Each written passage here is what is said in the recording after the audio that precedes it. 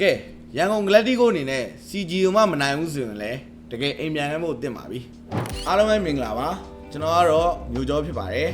ကဲကျွန်တော်ရဲ့ဒီနေ့ M7 Day 7ကိုရောက်ရှိလို့လာပါပြီ M7 Day 7မှာကျွန်တော်အသင်း3နှစ်ရွေးချယ်ပြီးတော့မှာပဲအဲ့ဒါကတော့ Tin Spirit နဲ့ Seafood မှာတပွဲရွေးမိမယ်ရန်ကုန်ဂလက်တီကိုနဲ့ CG တပွဲရွေးမယ်နောက်တဲ့ရင်ကတော့တင်းဖက်ကွန်နဲ့ Own နဲ့ In တို့တပွဲရွေးပေးပါမယ်โอเคကျွန်တော်ရဲ့ preparation ဘာတွေလဲဆိုတာအဆုံးထိလိုက်ကြည့်လိုက်ပါဦးကဲပထမဆုံးတပွဲအနေနဲ့ Tin Spirit vs CFU Esport Tin Spirit နဲ့ Seafood Esport မှာ brother အနေနဲ့လွယ်လွယ်လေးခံမှန်းလို့ရမယ်ဆိုတော့အကုန်လုံးကတော့ Tin Spirit ပဲနိုင်မယ်လို့ထင်ကြပါလိမ့်မယ်ဟုတ်ပါတယ် Tin Spirit ပဲအနိုင်ရမယ်လို့ကျွန်တော်ကတော့ထင်တယ်ဘာလို့လဲဆိုတော့ Tin Spirit က Seafood ဟို Tin Spirit ကိုမပြောခင်မှာ CFU ကိုရင်ပြောရမယ် CFU အနေနဲ့ဒီ M7 တာလာကြီးကသူတို့အတွက်အရန်ဟိုမှာညံ့လွန်းနေဗျဒီစော့နေတဲ့တောက်လျှောက်မှာ CFU အနေနဲ့သူတို့နိုင်ခဲ့တာဆိုလို့အသင်းသေးလေးပဲနိုင်ခဲ့တယ်သူတို့နိုင်တဲ့အသင်းလည်းမနိုင်ဘူးအသင်းကြီးဆိုလည်းမနိုင်ဘူးအဲ့လိုမျိုးဖြစ်တယ်ဒီ Seafood ကလောဆယ်မှာအိမ်ဖြစ်သွားပြီဗျ CFU ကိုကျွန်တော်စောင့်ကြည့်တဲ့ပွဲတွေမှာပေါ့နော်ပြီးတော့ဒီကောင်တွေရဲ့ goal line နာတွေကျွန်တော်ရေနေ့တွေကပြောခဲ့လို့ပဲ CFU ရဲ့ goal line ကလည်းမကယ်ရီနိုင်ဘူးတခါလေညရင် तू ကထားဖောက်လို့ရှုံးသွားတဲ့ပွဲတွေတော့အများကြီးမနေ့ကဆော့ခဲ့တဲ့ပွဲစဉ်တွေမှာတော့မစိုးဘူးလို့ပြောလို့ရတယ်ဒါပေမဲ့သူတို့ comeback ခံရတော့မလို့အဲ့ဒီ goal line နာတွေကျင်းတာနဲ့ဒီကောင်တွေ high ground တက်တာတွေလည်းညံ့နေအဲ့ဒီချက်နဲ့တင် Tin Spirit ကို Tin Spirit ကနိုင်မယ်လို့ကျွန်တော်တို့ပြောလို့ရတယ်ဟုတ်ဆို Tin Spirit ကကြတော့ Tin Spirit ကဟိုတနေ့ကဆော့သွားတဲ့ပွဲမှာမစိုးဘူးဗျဟို Liquid Aurora Philippines နဲ့ဆော့သွားတဲ့ပွဲမှာမစိုးဘူး Tin Spirit အနေနဲ့ Aurora Philippines ကိုသူတို့နိုင်ရင်နိုင်သွားလို့ရတယ် Game 2ဆိုရင် Game 1ဆိုလည်းအပြတ်ကြီးမဟုတ်ဘူး Game 2ဆိုလည်းအပြတ်ကြီးမဟုတ်ဘူး ကေပုံမှာအနေနဲ့လည်းဂလူးတွေပါတွေကြိုက်ပြီး performance တော်တော်ထွက်ခဲ့တယ်ဒါပေမဲ့ Tin Spirit နဲ့ CFU နဲ့ကွာမှာမစ်ဗျမစ်မှာကျတော့စာဦးရယ်စမ်းဆက်လာပါရယ် one shot ရယ်သူတို့ကအတွေ့အကြုံရှိရဲ့ကစားသမား3ဦး CFU အနေနဲ့လည်းsorry မစ်မှာကွာမှာမဟုတ်ဘူးmid trial မှာ fair နေမယ်ဒါပေမဲ့ goal line မှာကွာမယ်ဗျ Hiko နဲ့ဇင်းမှာသွားကွာနေမယ်ကျွန်တော်ကတော့ CFU ရဲ့ goal line တာကိုအခုတည်းကယုံကြည်ရအပြည့်အဝမယုံကြည်ဘူးဗျသူအနေနဲ့ပွဲတွေကို carry ပေးသွားတာရှားတယ်ဆိုတော့မရှိကျွန်တော်မျက်စိကမြင်အောင်မမြင်ဘူးဗျအလဲအကောင်တွေယုံတယ်တင်းဝါးနဲ့ချလို့နိုင်သွားတဲ့ပွဲတွေပဲသူရဲ့ performance အပြည့်မမြင်ရဘူးအဲ့တော့ Hiko ကြတော့အဲ့လိုမဟုတ် Hiko ကတော့တော်တော်ယုံနိုင်တယ်သူ့ရဲ့ career တွေ cloud တွေကဒီ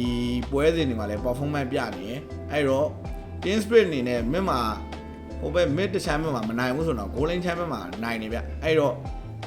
Tin 5မှာဘယ်လိုပဲချက်ချ Tin Spirit အနေနဲ့နိုင်သွားမယ်လို့ကျွန်တော်ထင်တယ်အသင်းကြီးနဲ့အသင်းလေးလိုပုံစံမျိုးတော့ဖြစ်တယ်ဘယ်လိုစောစောနိုင်သွားမယ်လို့ထင်တယ်တူးစီးပါပဲနေပြန် YG အနေနဲ့ CG Esport ကိုနိုင်နေတယ်ဆိုတော့အချက်3ချက်လိုတယ်ဗျနံပါတ်1ကတော့ drop bit မှာနိုင်ဖို့လိုတယ်ဘာလို့လဲဆိုတော့ CG နဲ့ဆော့တဲ့ခါမှာရှုံးထွက်ပွဲစဉ်ဖြစ်တာကြောင့်ပေါ့လို့လုံးဝမရပါဘူး drop ကိုလုံးဝအသာပစ်တင်ပါတယ်နံပါတ်2အနေနဲ့ in game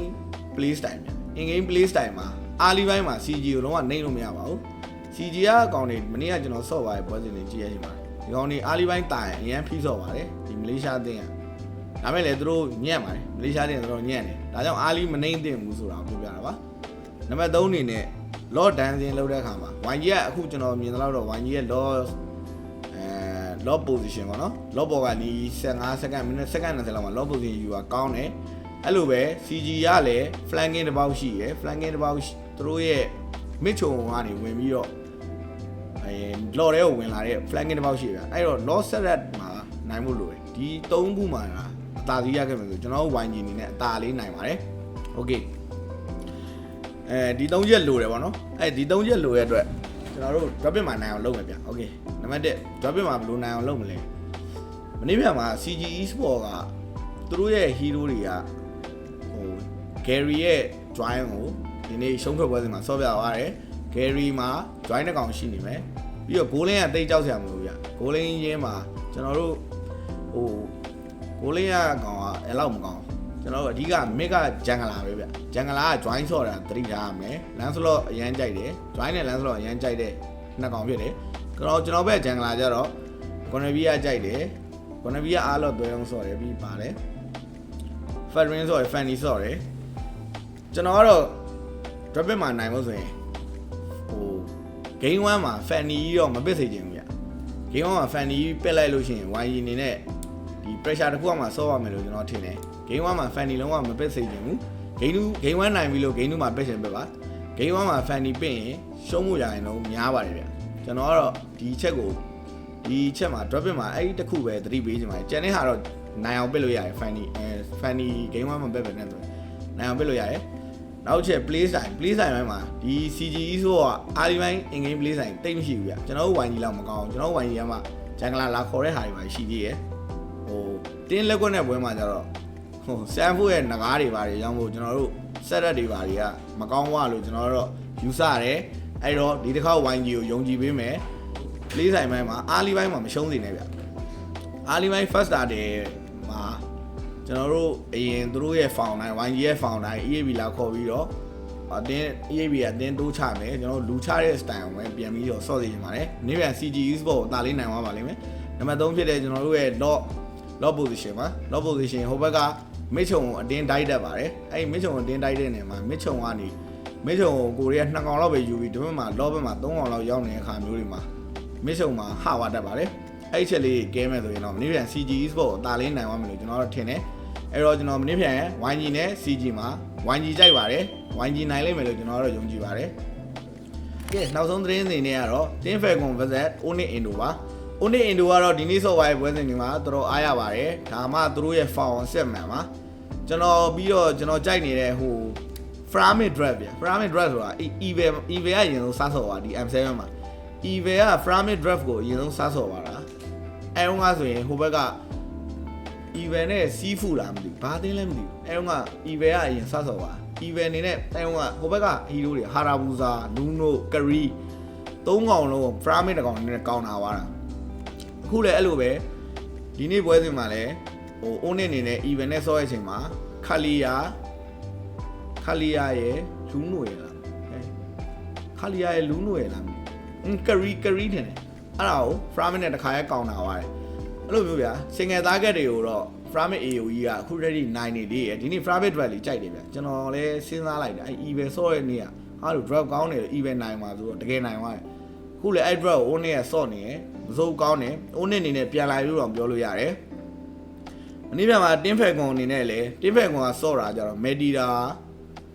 Medida Farin နဲ့အဲ့လိုမျိုးသူတို့က Medida နဲ့ဆော့တာဗျာပြီးတော့ Team Falcon အနေနဲ့ဒီ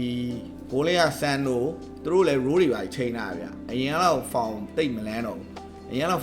အခု M7 မှာပြောပထမတော့ကျွန်တော်တို့လမ်းမယ်ပါညာပြောခဲ့သေးတယ်ဒါပေမဲ့သူတို့ရဲ့ found ဒီတိုင်းပဲငြိမ်သွားတယ်ဗျဒါအဲ့တော့ Onyx ကိုတော့နိုင်ရတော့အကြောင်းမရှိဘူးဒီမြန် Onyx ကဘလူးပဲနေ Team Falcon ကိုတော့နိုင်ပြီးတော့ play off ကိုတက်သွားလိမ့်မယ်လို့ကျွန်တော်ကတော့ထင်တယ်ဘာလို့ဆိုတော့ဒီ bracket ကြီးကနိုင်အောင်စီတာဗျဟောနိုင်အောင်စီတာကဘလို့လဲ Team Spirit တက်မယ် Onyx တက်မယ် YG တက်မယ်ဒါမျိုးဖြစ်အောင်လုပ်တာဗျကျွန်တော်မနေ့ကနေကပြောခဲ့တယ် YG နဲ့ CG နဲ့တွေ့လိုက်မယ်လို့ကျွန်တော်မနေ့ကဒီဟိုမဲတွေပိုင်းမနိုင်ခင်ပြောခဲ့တယ်ဗျဘာလို့လဲဆိုတော့ဒီလို bracket ဆင်တာမှလည်းဒီ3နှစ်တက်မှလည်း play off မှာကြီးလို့မြိုင်ပါဗျကျွန်တော်တို့မြန်မာ viewership ကိုမွန်တော့ကသိပါတယ်အဲ့တော့ကျွန်တော်တို့မြန်မာတင်းကိုတက်အောင် CG နဲ့ပေးတွေ့တယ်ကြတဲ့ຢာတွေအကုန်လုံးဒီ3နှစ်တက်လာမှာပေါ့ဗျကျွန်တော်ကတော့အဲ့လိုထင်တာပဲအဲ့လိုလုပ်လိုက်တယ်လို့ထင်တယ်အားကြောင့် Onyx တက်မယ်နော်လွယ်ပါရဲ့မင်းဖြန်တွေက Team Spirit ရဲ့ YG ရဲ့ Onyx ရဲ့ဒီ3နှစ်တက်ပါမယ်ကျွန်တော်ရဲ့ခန့်မှန်းချက်တွေကဒီလောက်ပါပဲနေ့ပြန်ကြည့်ရှုတဲ့ကျေးဇူးတင်ပါတယ်ကျေးဇူးထူးတင်ရှိပါတယ်နောက်ဗီဒီယိုတွေမှာပြန်လည်ဆုံတွေ့ကြပါမယ်အားလုံးကျေးဇူးတင်ပါတယ်